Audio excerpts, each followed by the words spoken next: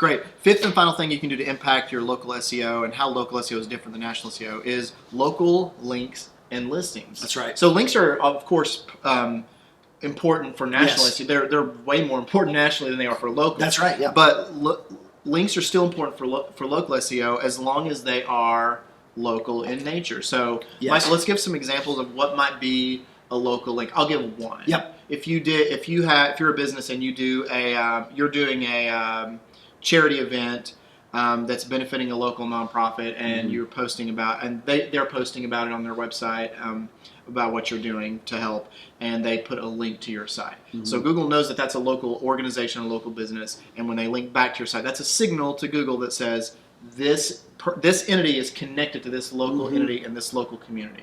That's just one example. What would be some other local links and listings? Yeah, local links and listings. So if you do anything where you're involved with the media, that's helpful. Oh, that's a good one. So in Nashville, we have the Tennessean. So they're generally not. The media is generally going to be more protective than a charity or a nonprofit that you're supporting. So you're going to kind of see different things as you work with different entities.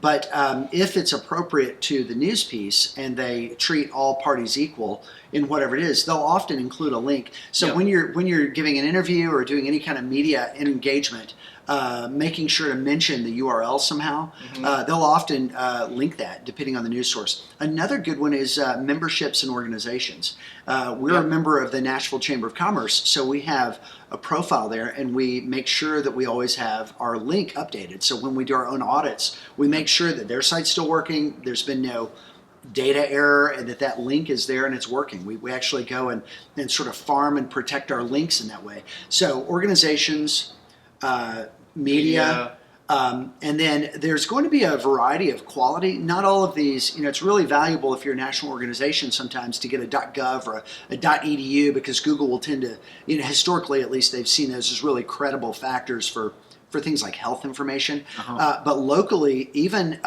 getting pretty low down on the sales funnel, or not the sales funnel, but low down on the value funnel of domain blogs. Authority. Yeah. Ross Jones of To The Top calls them silly church links. Silly church links. Getting a handful of those silly church links. They're websites that don't have a lot of traction, but if you're participating, if you've got a bio somewhere, like I'm on the board of a couple of nonprofits, and so I make sure that those websites have my bio and have a URL.